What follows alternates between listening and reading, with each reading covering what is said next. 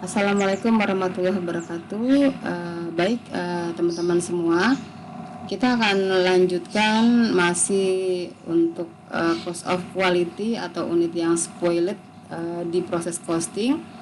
Hanya untuk hal ini kita akan membedakan jenis atau penyebab kerusakan tersebut, ya, unit yang hilang tersebut ini di luar referensi Carter. Jadi ada dikelompokkan sebagai kerusakan normal dan kerusakan abnormal. Nah, bedanya di mana nih? Kalau yang Carter kan ada yang karena shrinkage dan ada yang faktor eksternal, ya.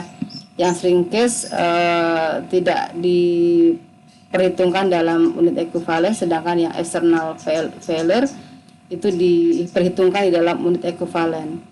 Nah, untuk yang normal spoiled dan abnormal, oke, ini kunci pertama ya. Untuk normal maupun abnormal, kedua-duanya ya diperhitungkan ya di dalam unit ekuivalen. Jadi mau normal dan abnormal itu diperhitungkan di dalam unit ekuivalen. Jadi rumusnya ada tambahan 1 ya. Kalau FIFO berarti unit awal ditambah start and complete ditambah unit akhir ditambah unit rusak gitu. Mau normal mau abnormal pokoknya ditambahkan saja. Kalau average, ayo masih ada yang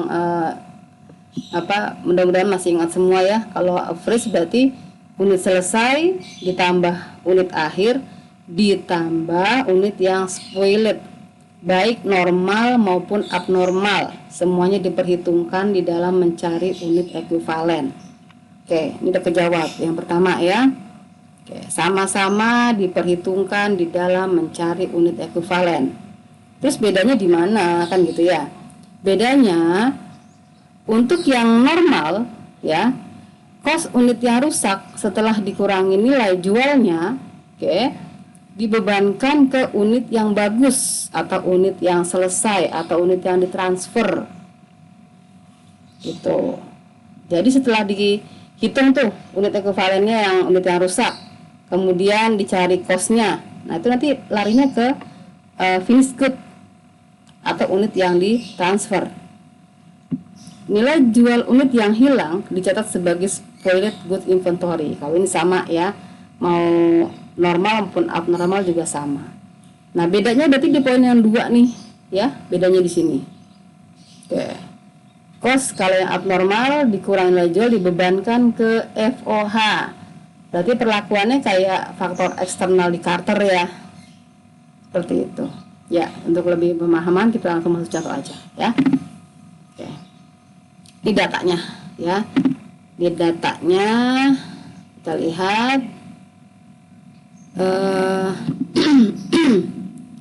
ini kita nanti akan bahas departemen molding dulu ya, yang kita akan bahas departemen molding. Ada proses pemanasan sehingga ada gelas yang pecah ya, dimana materialnya 100%, CC-nya 80%. Ini unit yang rusak ya. Nah, kita lihat gelas yang bagus dijualnya 2,5 per unit, tapi kalau gelas yang rusak itu dijualnya 0,5 per unit.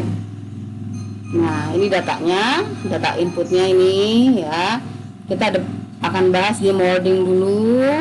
Unit awalnya 4.000, startnya 21, berarti jumlahnya berapa? 25.000. Dari yang 25 19 oke, endingnya 3600 berarti berapa? 22.600, spoilednya 2400 ya, spoilednya.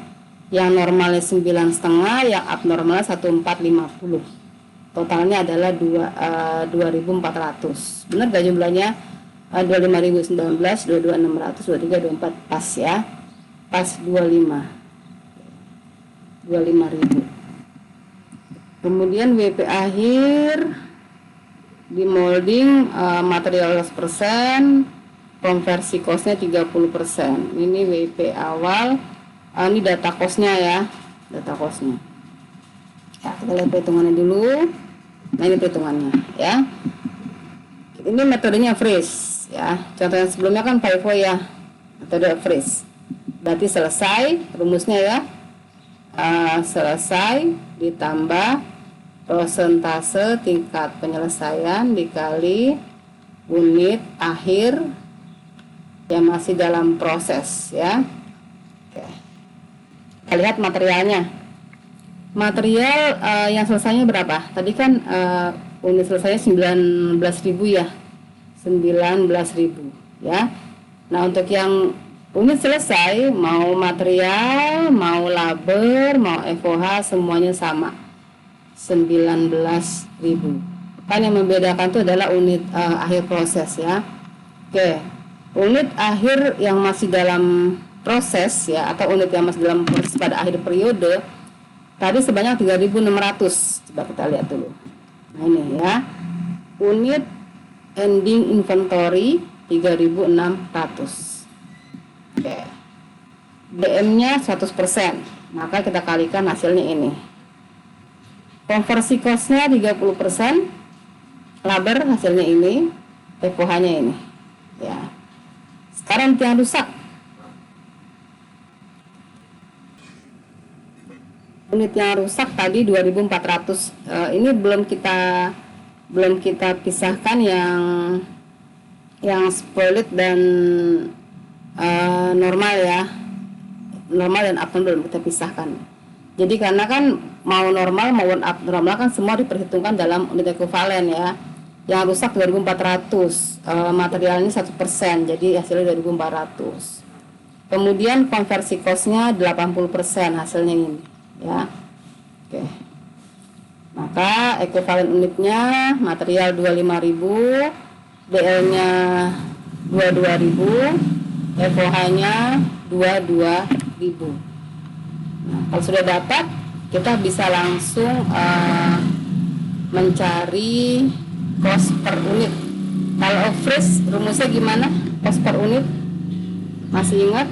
Mencari cost per unit sama dengan cost awal ya ditambah cost yang ditambahkan dibagi dengan unit ekuivalen ya. Ini yang ditambahkan dalam periode berjalan ya, current periode ya, current periode. Ya, kita lihat cost per unitnya ini hasilnya ya. Langsung masuk ke COPR aja ya. Tadi kan DM-nya kan 25.000, DL-nya 22.000, FOH 22.000, ini adalah unit ekuivalen ya.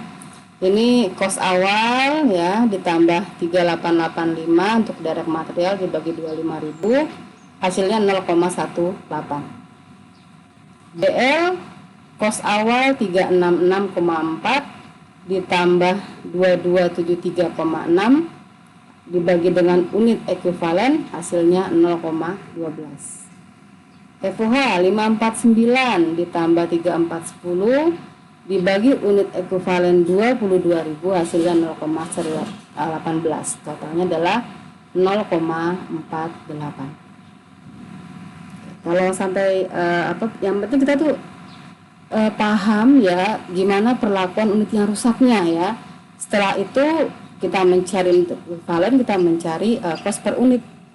Nah, selanjutnya outputnya ya, ada yang ditransfer ya, yang ditransfer ke departemen berikutnya ya. Kita lihat di sini transfer.